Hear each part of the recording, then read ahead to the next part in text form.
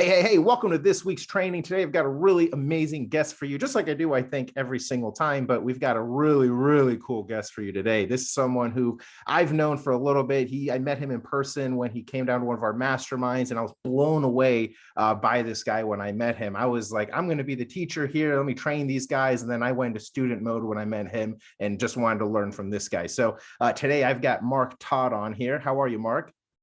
Man, I'm doing great. What about yourself? I'm doing real good now, man. I'm so happy you're on here. One of the things that I really wanted to talk about today, and the reason I brought you on is because you shared with me that you just kind of co-hosted a seminar with one of your buddies or an event, and you guys pulled in 6 figures in a weekend. Your cut was a nice cut from that as well. And that blew me away. There's very few people that are able to make 6 figures in a year, and you guys were able to do that in a weekend. So I thought bringing you on here and sharing what kind of marketing you did, how did you actually make that a reality? I think that would be just tremendous value for everybody here, man. So does that sound like a good plan with you? Absolutely. And let me first start off by saying that it's not only a pleasure, but it's an honor for me to be on here because you give so much value. I mean, on your Facebook page, man, like you're one of the pages that I get so much value from. So, man, it's my pleasure to be here, and hopefully I can share a couple of things with your audience that can help them take it to the next level. Oh, man, I know you will, dude. I already know you will. I'm going to be taking notes on my phone. So if you see me like this, I'm not text messaging. I'm just taking notes. I'm pumped. So absolutely. Let's kind of start, and then I guess before we get into like what the event was and how you guys marketed and did all that good stuff, maybe let's start with you. Who are you? Because you've got your own real cool story. And I remember, I don't know how deep you want to get into it, but I remember you said you had some land. I forget where. I want to say like Jamaica or something, but I don't remember exactly. But you mentioned I have land. Yeah, dude, you got land, you got businesses. You're like a real honest to God entrepreneur, man. So who is Mark, man? So, the last job that I actually had where I worked for someone was like 1996. It was the year before I graduated college. And I quit that job to start my own nightclub, my very last year of college. Yeah. And let me tell you how I funded it. My partner, he had a small inheritance that he had gotten. And then I went and just took out student loans. I went 3 years of college. I never used any student loans. I had a scholarship that helped pay for my college. And then I took these student loans and used it to do this club. And it was like the most phenomenal experience and the worst experience at the same time, because I lost all my money. We were almost homeless. We would have to steal food out the grocery stores just to eat. It was really bad. But I learned so much. I learned about people. I learned a lot about business because, when you're young, you just think that you know it all and everything you're going to do is going to be a home run out the park. And I got humbled, and it was probably one of the greatest experiences of my life, but from that business, it ended up shutting down after about 1.5 years, 2 years. I ended up starting a printing company, a graphic design and printing company, because I had to learn how to do all my own printing. How to do my own graphic design because I couldn't afford to pay a graphic designer. So I ended up starting that business out of my bedroom and blew it up into a $1 million a year business. Wow. Yeah. Wow.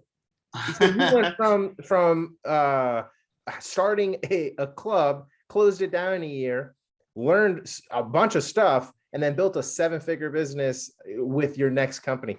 What the hell, dude? How did this happen? What were some of the things that turned that from, kind of, I guess, an initial failure to a huge success? Well, you know what? In between those two time frames, there was a really weird time frame for me because, in between those two instances, between the time that I shut down the club, I had just had my first child. He was probably about 1 or 2 years old. I had no money coming in. And I remember, and this is like a crazy story, and I just want to even just share it just to maybe it'll help somebody that listens in on the call. I'm probably the first person in the history of the world that when they went to child support court, told the judge that they made more money than they actually did. I'll never forget. My son was about 1, and me and his mom weren't together, and she took me to court. And the judge asked me, "How much money do you make a month?" And I told the judge I made $600 a month because I was so embarrassed that I wasn't making any money at all. And I literally was making no money, but I just told him $600 a month because I was just so embarrassed to say I wasn't making any money. And, he said, okay, well, you got to pay this amount every single month, which was way more money than I was even making. And man, I just hustled. I just worked, like I would work at other nightclubs, like cleaning up at the end of the night as a bouncer. Anything that I could do to make $20, $50, I would do it. And one of the skills, like kind of what I said earlier, that I learned when I had my own club was to make my own flyers, to do the graphic design. And a lot of people liked the work that I did. So I ended up starting to do that more and more and more and more and more. And then I remember just coming to a crossroads, and I was really into music, and I was really into doing this graphic design. I probably was more into music, but then I said to myself, you know what? You got to focus on one thing. So just go ahead and pick one of these two things and just go all out with it. And that's what I did. And I remember the first year that I said, okay, I'm going to focus on graphic design alone. That was, I think it was 2000. It was at the end of 1999. I just throwing a party with some buddies, and we made my cut of that was about $3,000. And I remember thinking that was like all the money in the world. I thought I remember like leaving the event with the $3,000 driving home. And I'm looking out. I didn't even have a car at the time. My car had gotten repoed, so I was borrowing a buddy's car. And I remember just kept looking in the rearview mirror because I felt like somebody was going to be following me to try to rob me of this $3,000 that I made, man. And you had it in cash, huh? Yeah, in cash, man. I swear to God, like I've made millions and millions of dollars since then. But that $3,000, every time I think about it, man, I start to get emotional because that was just so much money to me at that time. I never thought that I would have had that kind of money, that was mine to keep. And I took that $3,000 and I bought a car, a Honda Accord from my buddy. And then I paid for my insurance and I bought a box of promotional flyers. And then I had no money left.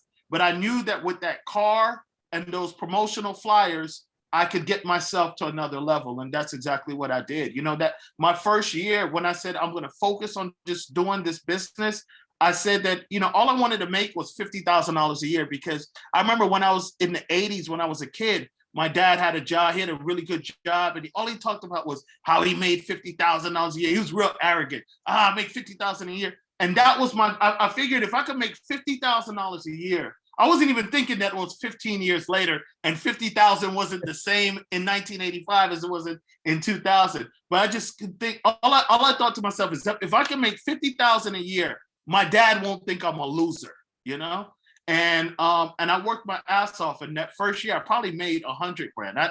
I never really counted, but I probably made $100,000. And then from there, a couple $100,000 a year. And then I moved to Atlanta about 3 or 4 years after that, because most of the work that I did was in the entertainment industry. And Atlanta entertainment scene was blowing up at that time. So I moved my business. I had about 3 employees, and I moved everybody to Atlanta. And then after that, man, the rest is history. We were off to the races. Wow, man, I can relate with that, not to the same degree, but I remember thinking when I was like dead broke, I was like, if I could just make 50 or 60 grand a year, I would be like all of these guys that I went to school with, that they got a job, and now at this point in their life, they're making 50 or 60 grand a year. I'm still on food stamps and broke and can't even pay rent. If I could just be as equal as them, I won't be such a fucking loser. And that's what I remember thinking in my head. Exactly. So when you're saying that, I'm like, God, I remember these feelings. That's just so cool, man. And the fact that you came from, so where were you before that you moved to Atlanta? Tallahassee, Florida. I was going to school in Tallahassee. I grew up in South Florida. Yeah, I grew up in South Florida, like Miami, between Miami and Fort Lauderdale. I came to America when I was a baby. I was about 1 year old. I moved from Jamaica. So I grew up in South Florida. And then when I was 18, I went to school in Tallahassee. And then I stayed there for about 10 years. I graduated from Florida A&M. I stayed there for 10 years. And then I came to Atlanta in 2003, at the end of 2003. I had no idea you were from Florida, dude. I'm from Miami, right? That's yeah, crazy. I can't even believe this. This is like even cooler now. This is just nuts. yeah, So you were okay. yeah. So that's just too cool, man. So let's go. So let's take that to, I guess, where you are now, because it seems like this event thing was like you starting events, being in the music industry, doing all this stuff.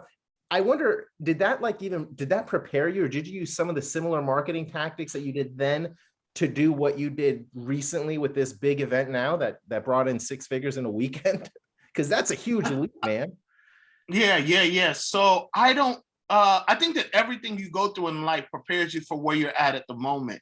But the type of marketing that I did back then was completely different, because most of back then we focused on street marketing, so like passing out flyers and putting up the big posters. So I used to do the work for all of the record labels in Atlanta. So like all the rappers, when they were just getting started, they would all come to me and get their work done by me. So I know pretty much like all the rappers that are in Atlanta between, the 2000s and the early 2010 to 2013, 14 or whatever. I was the biggest printing and promotional company in Atlanta. Oh my. So, but what happened was, after a while, so, after I got the business to, we're making well over $1 million a year. I just, it became boring to me. So I started looking for other ways to make money, and I got into real estate in 2009 when the market had completely tanked. And I didn't know anything about it, but I just went on the internet and started learning everything I can. And I bought, like, that first year, I think I bought like 12 houses cash. Wow. And yeah, I had some money saved up, and I just took all my money and bought houses, because you could buy houses for like 10, 20 grand back then. So I just bought a bunch of houses. And then by about like 2014, I ended up retiring from my business. So just I've been doing it for, almost 14, 15 years. I retired, took a couple of years off. And then what had happened? I was working with athletes for a little while, doing mental training. Because at that time, I was doing a lot of personal development, and I wanted to share what I was learning with other people. So I started working with athletes, and in 2016, I traveled all over the country. I worked with like 17 high school and college teams, going in and doing these seminars with them, teaching them mental training tactics. And then at the end of 2017, I took a chance trip to China, and because I wanted to invent something. So I was like, man, I need to go to China to learn how to connect with a manufacturer that they could build this product for me. And while I was there, I saw everybody. I ended up going at the same time as a big trade show called the Canton Fair. Yeah. And then yeah. So I went there. When I went to China, I didn't even have a visa to get in. I knew nobody in China. Obviously, don't know how to speak Chinese. I just jumped on a plane and went. It was the craziest thing ever. And matter of fact, I didn't even go to China. I went to Hong Kong because I knew, because I fly under a Jamaican passport. So I knew I could get into Hong Kong with my passport, because Jamaica and England and Hong Kong, they're kind of like, whatever. But I knew I could get there, and I flew to Hong Kong. I took a taxi to the when I got to Hong Kong, I took a taxi to I didn't even have a hotel or anything. I applied for my visa. And then after I applied for my visa, they said I'll get it the next day because I paid the rush. I just found a hotel in Hong Kong. And so while I was there in Hong Kong and China, I ended up learning about e-commerce, because everybody that was at Canton Fair was selling on Amazon. And then I just, when I got back to America, I started studying. I was like, man, this Amazon thing seems like it could be a lick, so let me go in there and learn this. And that's what I did. So I started selling on Amazon, made a lot of money over there. But one of the products that I imported into the United States, I couldn't sell on Amazon anymore. It's like bulletproof panels for bulletproof vests. So I had to figure out how to sell it offline. And that's how I really got into internet marketing, because I was like, man, I see people selling products on Instagram and Facebook. I need to figure this out. So I went online and learned how to sell on Instagram and Facebook, and just got really good at doing that. And that's kind of how I got into the space of doing these events. And then let me, and I have to give you and Jace some credit, because when I came to your event, This was really life-changing for me. And I told you guys, I told you this, and I told Jace this, and I don't know if you guys believe me, but when I came to your event, I saw that you were, that you put in the mastermind group, hey, I'm doing something in Arizona, in Phoenix, come out, blah, blah. I was like, yo, you know what? I'm going to go out there. And Jace was talking about doing paper lead. He was working with one of his buddies that did fire restoration. And when he said that, and he was talking to us, and he had mentioned that, it just lit something off in my head. And I went back home and I started studying that. I was like, man, I think I want to get into that. And I started studying that and affiliate marketing. And it really helped me to learn online advertising to a whole nother level. And that's what got me to where I'm at right now. So probably if I never came to your event, I wouldn't even be where I'm at right now. Oh, man, I appreciate that. But I got to say, you sound like the type of guy from what I know about you, from what you just said, you jump head first and you figure that shit out anyway. I have no doubt in my mind you would have figured it out one way or another. I'm just happy that we were part of the journey, man. That absolutely is so cool. But that also kind of brings me to something else, not to get too off track, but have you always had that quality of like, I'm just going to jump head first? Because like you went to Hong Kong, you didn't even have a hotel, didn't have the visa, but you just said, I got to go. And you just made it happen and kind of figured it out. And I find that some of the best entrepreneurs I've ever met are people just like you who just get it done. Just go and figure that shit out, grow wings as they fall down, or whatever that saying is. Absolutely. It's so funny because I just said that to somebody. I was looking on Facebook earlier this morning, and a girl, we're all in the same group together. And she had posted that she's been in the group for over a year, and she sees all these, it's like 6,000 people in the group, and all these people are having success, and she hasn't had any success. And that's the same thing I said to her, like, you just got to, make up in your mind that you're going to take action, that you could sit there and watch everyone have success all you want to, but you're never going to get anything from that. So you just got to make up your mind that you're just going to go forward, and you're going to realize that you're going to make mistakes, and you got to get comfortable with that and just realize that's just a part of the process. So true, man. Yeah, I've kind of been, and I never ever looked at myself like that until someone had pointed that out to me. But I guess, I've just been that type of person that I'm just going to go ahead and take a shot, man. What do we have to lose? You know what I'm saying? Like, what do you have to lose? I love that. I love that. Especially when you're broke, you have absolutely nothing to lose. So you might as well try everything, That's actually what I remember telling Tiffany when we were broke and we were putting things on credit cards. I'm like, well, I mean, what's the worst that's going to happen? We're just going to be broker. I mean, what's going to happen? Right. I'm already stealing water from the neighbors. There's a little watering hose outside. We're already on food stamps. But I mean, it really can't get much worse. I mean, maybe it can, but what's the worst? Exactly. But it can get a whole lot better. So we got to try everything that we could do to make sure that it gets better. So let me tell you, I know that you want to hear about how I got into doing these events. Yeah, so essentially, transition there. Yeah. Sometimes I'm a little long-winded. So no, this was perfect. But I love this backstory. This. You know what? Cool. I watch a lot of interviews, and I love hearing people's backstories, because a lot of time that's what gives you the confidence to move forward, because you realize that, it's easy for, like, people are looking at you right now, Carlos, and they're saying, man, this guy is a phenomenal copywriter. He was born, he came out of his mom's womb as a copywriter. They don't realize all the crap you had to go through and the hard times and everything. That's why I love when you post those stories on the internet, so that people could see it, that that you're a regular guy, you know what I'm saying? And if you could make it, they could make it too, and that's how I feel, So take us to how this happened with your buddy, because from what I understood, you did like all of the marketing for this other. Is this a friend of yours? I assume. Can I call him a friend? Is it safe to say that? Yeah. You could say he's a friend, but actually, I just really I think I just met him in October. So it's not even somebody I've known for a long time. What happened was, I was on Instagram and I saw he made a post about teaching people how to build houses. And I wanted to get into that next, because I'm trying to build my own personal home.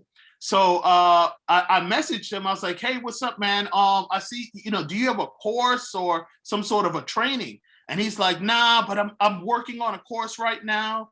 And I don't even know why he was advertised, because he really didn't have anything. He was just, and I can tell by the ad that he had sent out that he really didn't know what he was doing too much, but he was trying, you know? So I DM'd him and I was like, look, man, I'm really good at internet marketing. I want to learn how to build a house, but I'm also really good at internet marketing. And I could share a couple little tips with you. You know, I'm not trying to sell you anything. I have absolutely nothing for sale, but I'll share some tips with you if you're open to hearing. And you know, and I've done that with a couple people that I think have interesting offers. You know, I hate when people slide into my DM, so I'm wary about doing it. But I really wanted to just share some advice with him and just, you know, kind of become friends with him. He can help me and I can help him. Mm-hmm. And he responded back the next day. He was like, "Yeah, let's jump on the phone." So we jumped on the phone. Come to find out, his he called one of his buddies up and his business partner. And because his business partner lived in Tallahassee as well. So his business partner, he was like, "You might know my business partner. His name is KP." And I was like, I thought it was somebody else. But when I found out it wasn't who I thought it was, I was like, nah, I don't know him. So he called him up and we're talking. And then I asked, so the guy started telling me all these people he knew in Tallahassee. And they were all my friends. It wasn't even people I knew, like people that I still talk to this day. So then I asked him, I was like, hey, did you know a guy named Mark Starr? He was like, yeah, I know Mark.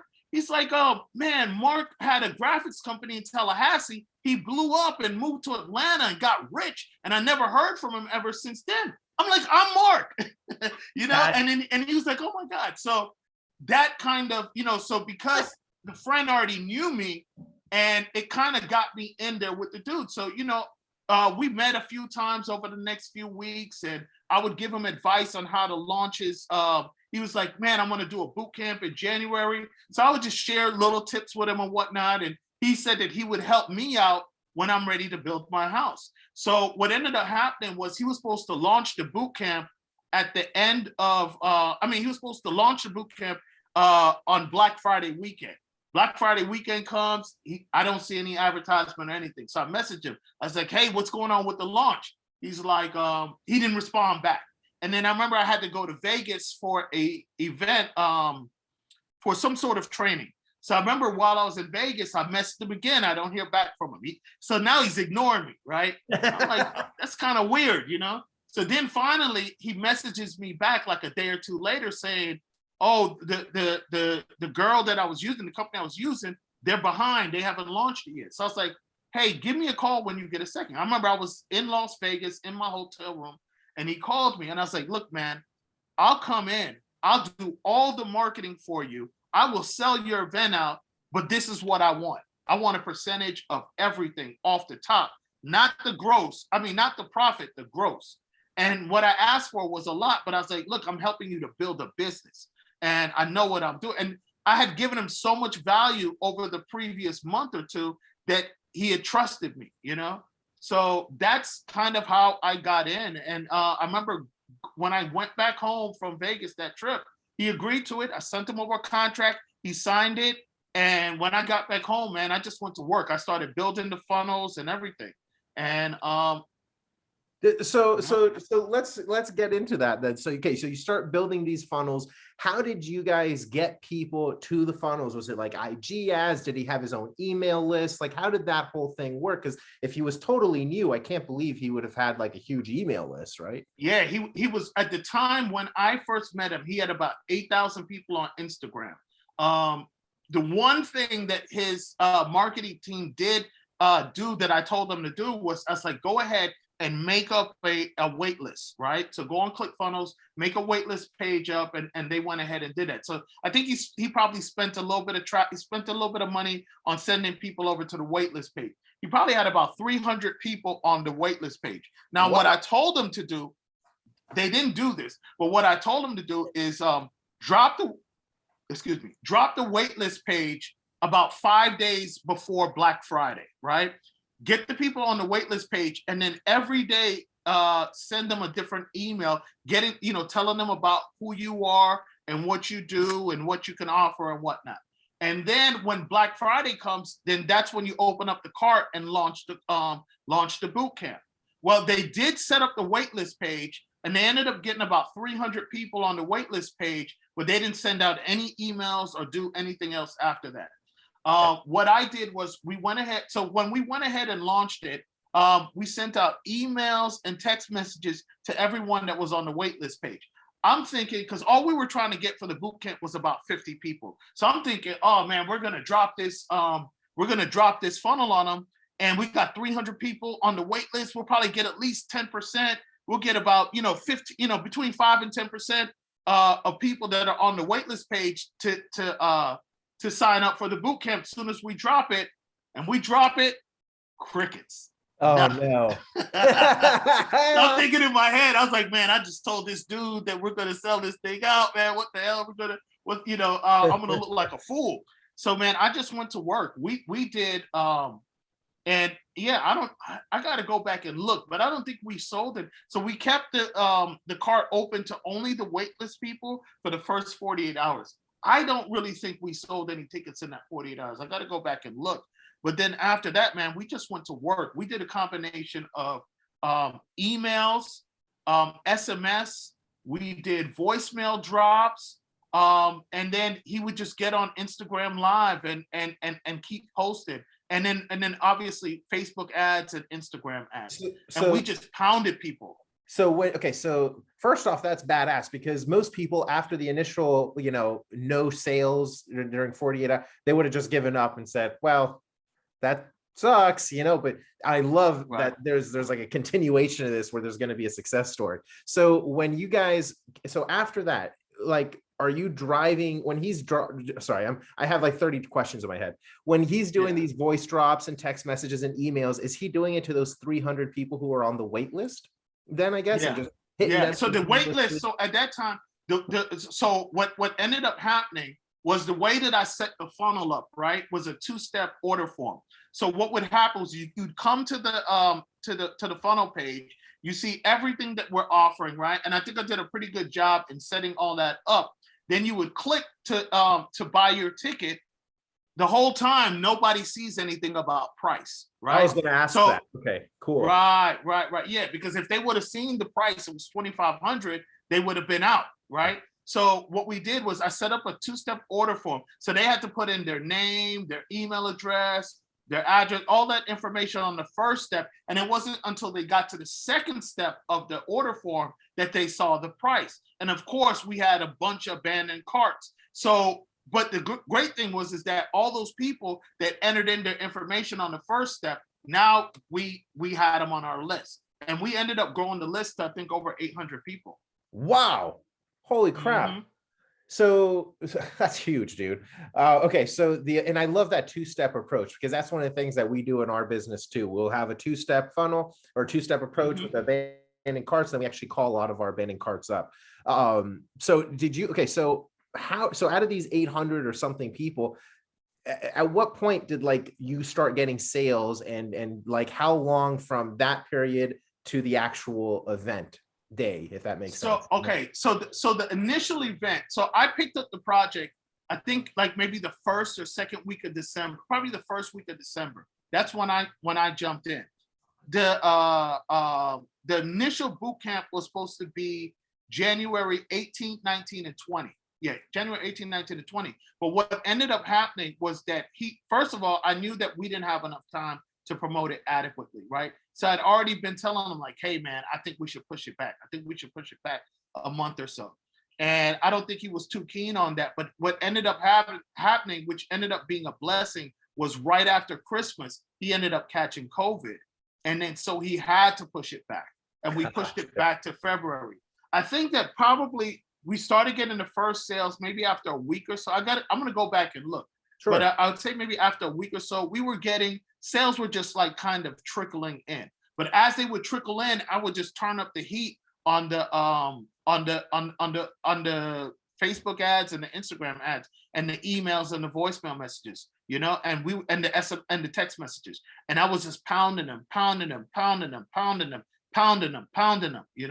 and that's what did it, man. And then once we got to about, I want to say like by the new year, by January 1st, we probably had sold about 20 something tickets by then. Yeah, so we were starting to get like maybe a sale a day, and Right. then I would just pound them more. You know, I was having I'd be, because I work late at night, so I like to work from 8, 9 o'clock in the evening to about 3, 4, 5 in the morning, and I would be, texting them or sending them a voicemail message at 3 in the morning, like, "Hey man, when you wake up in the morning, do an ad like this," and I would tell him what to say, and he would go do it, and he would send it back to me the next day, and then I would start running the ad that night, and we were just pounding them, pounding them, pounding them, pounding them, And and were you guys targeting a local audience for this event, or were you doing like people nationwide? Because that's one thing I've always seen with events. Sometimes it's difficult to get people to fly down. So I'm curious how that happened. yeah. So so in the beginning, I primarily focused on the people that that interacted with his Instagram page and the people that signed up for the wait list. As time went on, I started to kind of expand the reach. People that were in that had some sort of interest in real estate that was within a 7-state market. So it was we're in Georgia, we're in Atlanta, Georgia. So I targeted Georgia, Florida, Tennessee, Alabama, Mississippi, and I think North and South Carolina. All the surrounding states I can get Right, there. right. And just pounded and pounded and pounded, and really understanding too that a lot of the work that we're doing now isn't necessarily going to benefit us right now, but when we go back to do the next boot camp, those people won't be cold anymore. They'll be somewhat warm, you know? So I was kind of thinking a little bit in advance, you know? So okay, so you guys, how many people ended up actually attending the event? So we ended up selling out the event Wow. probably 3 weeks before the event even started. The event ended up taking place, I think it was like the third weekend in February. And we sold out at the end of January. Like once we started to get momentum, we probably sold about like 30 tickets, 35 tickets. We started saying, "Hey, this thing's about to sell out. We got 10 tickets left. You better come on. You better jump on." And then man, people just started buying. People just started buying the tickets. They started buying the tickets, buying the tickets, buying the tickets. One of the things that we did, so this was a phenomenal thing that I can't even take credit for this. He actually came up with this one, was that in order to get people to not cancel their tickets, when we moved the event from January to February, he did these free trainings every Friday for people that had bought tickets. So that was one of the other factors that I think helped us out too. So we would go out to one of the properties that he was actually building, and then he would train and say, let's say the guys were coming to pour the cement.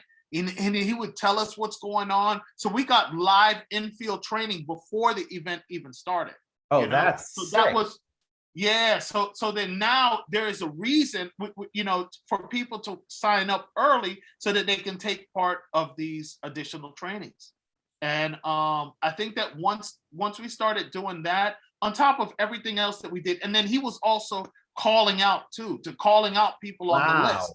Yeah, and let me tell you, So what I realized is that, slouch, man. He's a hustler like you. oh no, yeah. And I think that's why we worked so really well together, because he was willing to do anything that I would tell him to do, he did, and I noticed that every single time that he made calls to people that were on the list, he would convince them to come in, and they would buy tickets. Wow. So take me to the actual event now. So you've gotten all these people, like 40 or 50 people probably at this event. So we ended up selling, I think it was like 50 something tickets. So we did about 100. So the tickets were $2,500 a piece, right? We had VIP for $3,500. Wow. And I think we got about 4 or 5 people to sign up for VIP, but I know that I would have gotten at least 10, but we couldn't even get any more people into VIP because part of our VIP package was that they would get to go to dinner with us. The event was a Friday, Saturday, and a Sunday event. And the Saturday night, as part of VIP, the people would get to we would take them out to dinner to a nice restaurant in Atlanta. And we couldn't find any restaurants that would allow, because we weren't not only taking the VIP people, but we were taking all the guest speakers to dinner as well as all the staff. And we couldn't find any restaurants that would allow us to group more than 20 people. So if I would have been allowed to, I would have pounded VIP. I would have gotten at least 10 more people to sign up for VIP. But he told me like, no, we can't take any more VIP. So we ended up, like I said, we ended up selling out 3 weeks before the event. I remember he called, his assistant called me saying like, look, we're at 50 people. You can't take any more. Can you turn the website off? I'm like, okay, but I ain't turning nothing off. I'm not turning nothing up. So we kept getting people. I wanted to see if people were going to still buy. So I think we ended up getting to about 54, 55 people. And then him and his assistant called and begged me to turn the website off, you know? And it pains me because, man, I knew we could have gotten 75 people, you know, and I was trying to do $1 million that weekend. I think we had 75 people. We could have done 1 million. So anyway, we probably got about 53, 54 people at the event. So the event was a 3-day event. It was a Friday, a Saturday, and a Sunday. The Friday was a half day. So Friday was from like, I think 1 or 2 p.m. to 6 o'clock at night. Then at 8 o'clock, we ended up renting out an event space and having like a little networking party. Then the Saturday was all day. So Saturday went from about 9 in the morning till 6 at night. And then Sunday was 9 in the morning to about 4 in the afternoon. And then Sunday, we took the people, we rented a big, one of those 50 passenger buses, and we took the people to 3 different projects that he's working on. So one was kind of like at the beginning stages, maybe 20% done. I think the foundation was poured on it. The second house was about 80% done. And the final house was this $1 million house that he just finished. That was like spectacular. I mean, the house was like phenomenal. So I know that when people actually, you know, to hear him talking and then to see that, it was like mind blowing for them. So so at the event, did you guys sell at the event as well? Absolutely. Okay, let's get into that. I figured. Absolutely. There's a lot of money there. I'm like, all these people are ready to buy more, bro. Absolutely. So what we did was we put together a coaching program, and we pitched. So really from the Friday, we were letting them know that, hey, we're going to have this coaching program. You know, we're going to have this coaching program. We're going to have this coaching program. He went ahead and did the pitch on Saturday afternoon. Right. He went ahead and presented the offer. It was a 40K coaching program. Right.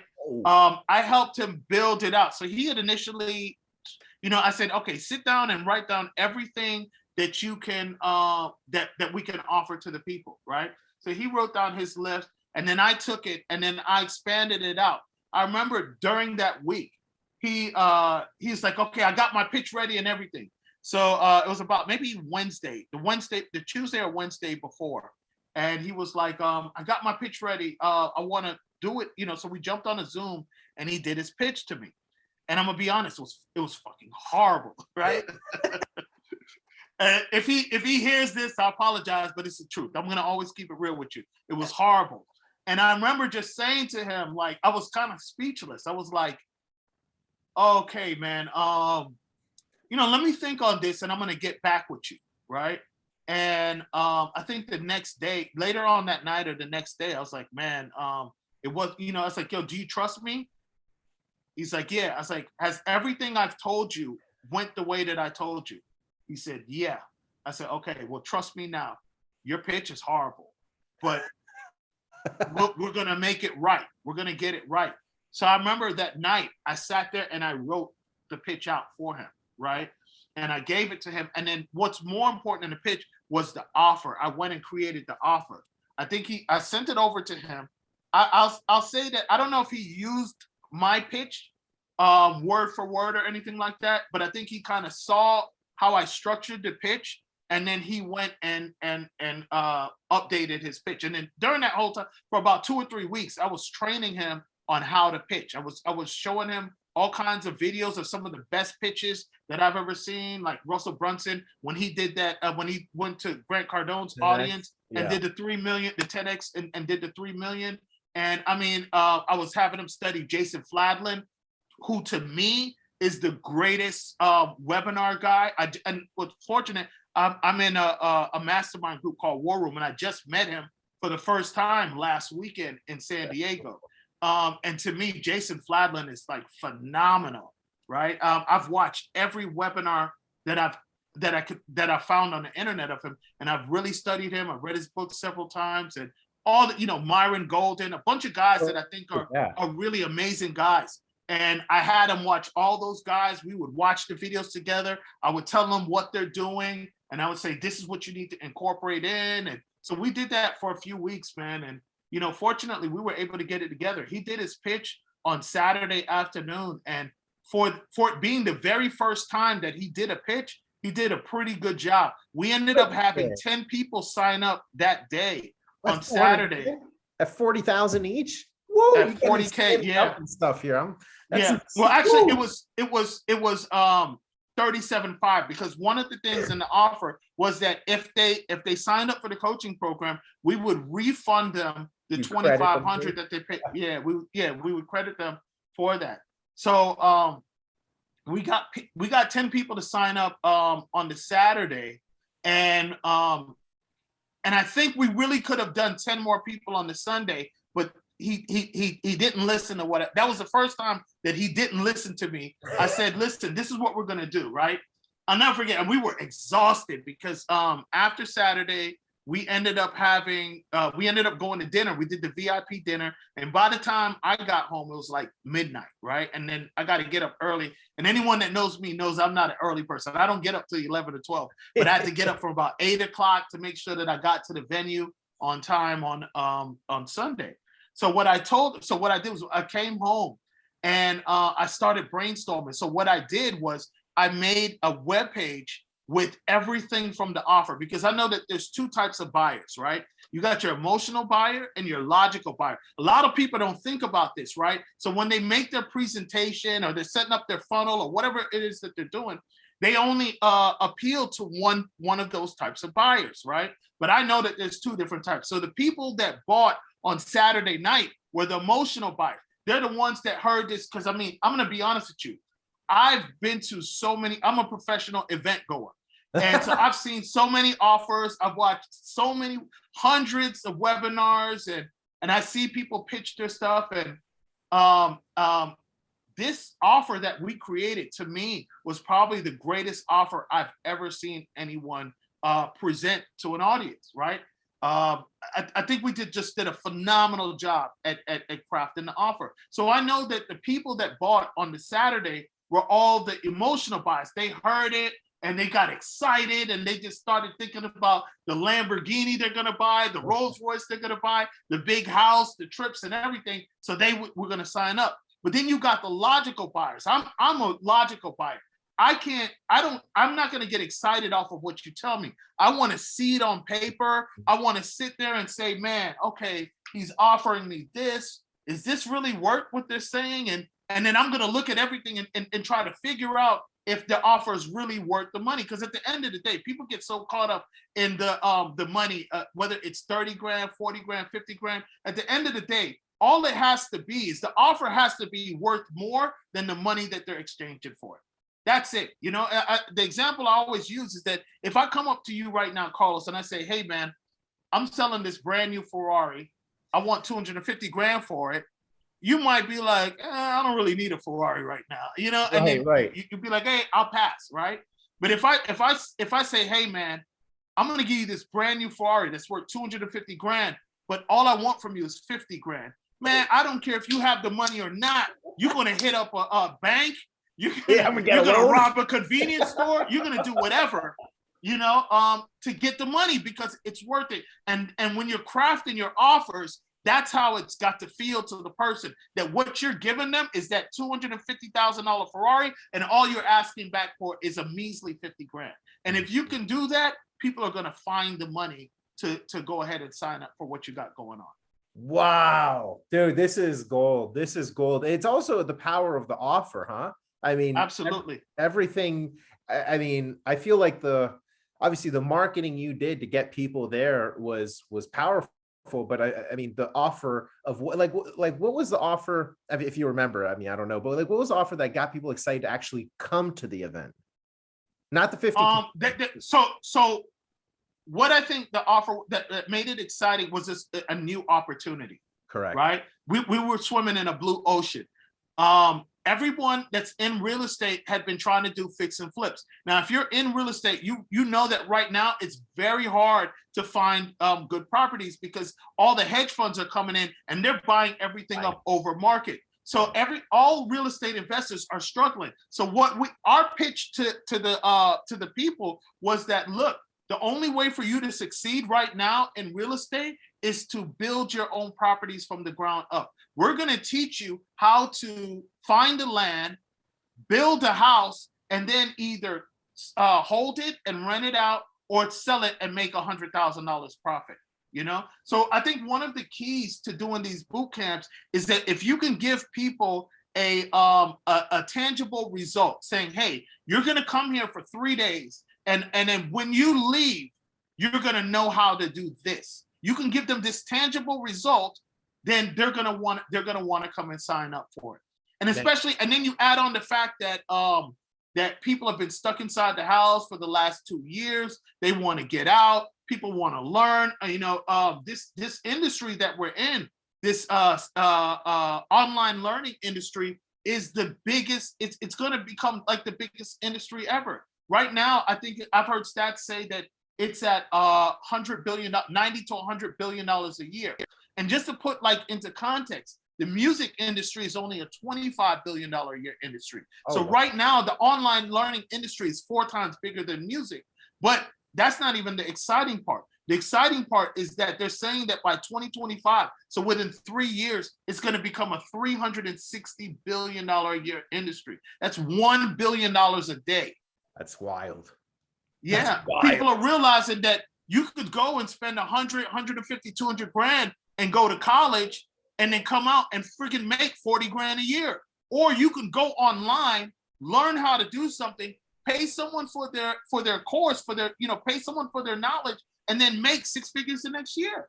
Yeah. And if you really go hard at it, you can make 7 figures, you know? So I know, like, I see you all the time making offers to people with your copywriting program and whatnot. And if people only really understood that, like, man, they could come in and learn from you, and within a year, they're gonna make more money than they could probably ever have imagined. You know, it just blows me away that people don't take you up on your offer. You know. Yeah.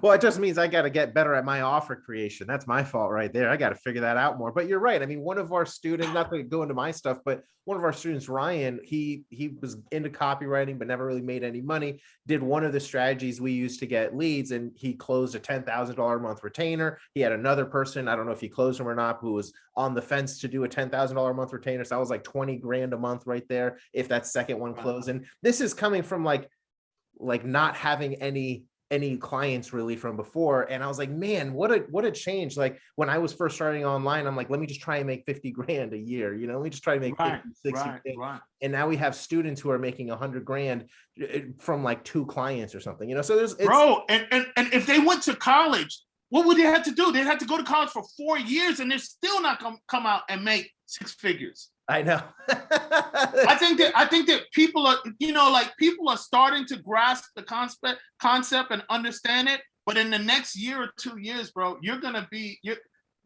out of here. You're gonna be out of here, man. And I know you're doing well already, but I'm telling you, you're gonna be out of here because I know that. I mean, I just see the value that you give in the group that we're in.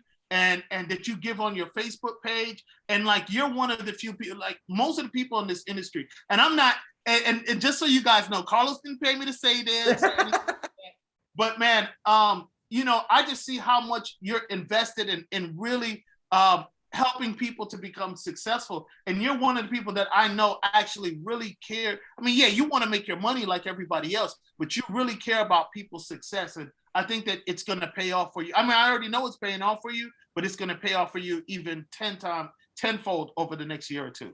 Dude, thank you so much. So let's get this back to you, man, because you're the superstar here. This is why I brought you on, because you just, this basically almost $1 million event right here that you guys did. I mean, that's that's crazy. That's like stuff you only hear about, in like marketing books, but it's very rare that I can bring someone on to actually share step by step how they did it, man. So let me tell you about the Sunday, and I'm gonna tell you yes. how I think we fumbled the ball on the Sunday. So when I went back home Saturday night, now keep in mind I'm dead exhausted. I'm like sick tired, but I was like, you know what? So I built out a web page that had the whole offer. I had everything on the offer. And man, when I tell you that page, you scroll down, it's scrolling. It was so much in the offer. It was insane. It's probably the greatest offer I've ever seen. And I'm gonna email it to you. I'm gonna send you a text with a link to, because I think the page is love, and you'll see it. So I went ahead and created that, right? And then what I also thought too, and what I knew is that all the people that didn't buy, right? So we had 10 people that bought. So that means 40 something people didn't buy. Some of those people wanted to buy, but there was a couple things that were holding them up. They had some sort of objection. So either they had some sort of objection or some answer in their head. Some question in their head that wasn't answered. They may have needed to go home and discuss it with their spouse. It was a couple things, right? They may needed to just kind of mull it over and make sure that everything was good. So what I did was I came up with 10 objections that I think that everybody that most of the people would have had, right? They would have had at least one or two of these objections. So I wrote them all down and I sent it to them. And I said, listen, this is what I need you to do. Go on Sunday morning, before we get on the bus and go out, I want you to tell the people, and I want you to tell the people that, man, when you got home last night, you had all these people text messaging you. Meanwhile, I don't know if there was anybody text messaging. Tell all these people you had and message you all these questions, and smart. And instead of responding to every one of the people, you wanted to address all the questions in front of everybody. And then basically I thought about every objection that could be running through the logical buyer's head. And we would sit there and answer every single one of them. Answer them. He didn't do that. And I think that's where we messed up at, man. I know that if we would have done that and he would have done a repitch, we would have closed out. We ended up getting 4 more people that day. I think 4 or 5 more people that day. Wow. But I knew we would have gotten another 10 if he would have followed what I said.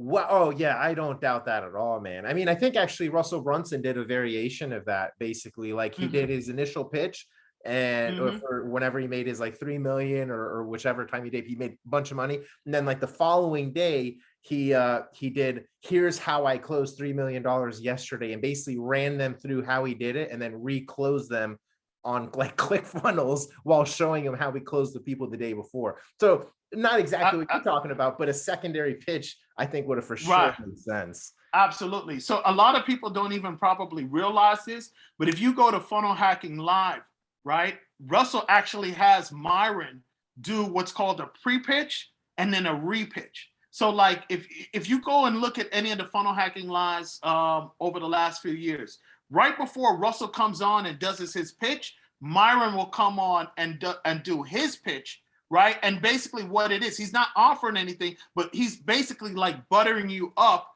to make you more receptive to Russell's pitch. So that's what's called the pre-pitch. A lot of people don't even understand that this is what's going on, and maybe they'll get mad at me for letting out the secrets, but this is how it's done. Because, Myron coached my brother, and him and my brother did $1.8 million from the stage in a weekend. Wow. Yes. Oh 1.8 million in a weekend. I think my brother is like Myron's third or fourth best student, They crushed it. So basically Myron would come in and do a pre-pitch, right? And Myron has about maybe a bunch of different stories that he'll tell you that will put you in the mind frame to want to be receptive to the offer. Like one of the things that he does, and Myron, if you listen to this, and I apologize, bro, but I mean, to me, Myron is probably the greatest stage presenter that's living right now, man. He just does such a phenomenal job. I've gone in and I've found every video that I can of Myron's, and I've just watched it and studied it, you know, and studied all this stuff. But he does this one pitch where he says, what's your biggest expense every year, right? And then people will say, oh, my car, my house, my taxes. And they'll start naming all these different things, right? And he'll say, okay, your biggest. So then he sits there, listen to everyone saying that, and he say, okay, your second biggest expense every year is taxes. And they'll go into how the government's ripping us off by taking all these taxes, right? Then he says, your biggest expense every year is not knowing how to make $1 million, because every single one of you that's listening should be making $1 million a year. So if you only made $100,000 last year, that means you lost $900,000. Wow. It is so phenomenal. Like, no matter how many times I've heard him say this, like 10 times, no matter how many times I hear him say it, I'm just still so blown away, you know, because then you're thinking in your head, like, damn, I just lost $900,000 last year, right? So basically he's warming you up for when Russell comes on or whoever else comes on and does their pitch. You're way more receptive to that pitch because of all the stuff that he told you beforehand. And then he'll come back in after them and then do a repitch where he repitches over the. This is gold, dude. This is gold. Now I'm gonna look up all of his videos. Not so I'm gonna go on YouTube now and find all of Myron's videos. That's just unbelievable. Yeah. So what are you guys doing? Any other events now with your friend, your colleague here? Yeah, so we just decided to do another one at the end of June, and this time we're going for 100 people. You know, I've come to the realization that if we can get 50 people, we could do $500,000, if not more, right? Because we ended up getting, I think, 14 or 15 people to sign up for the program, and we're still, you know, we've gotten. I think half of those people have paid the money. The other half we're still working out with finance and whatnot. So there's a couple things that we've learned, just going through the process, and a couple things that I think that we could do better to ensure that we can get as many people as possible financed. But we're working on doing another event at the end of June.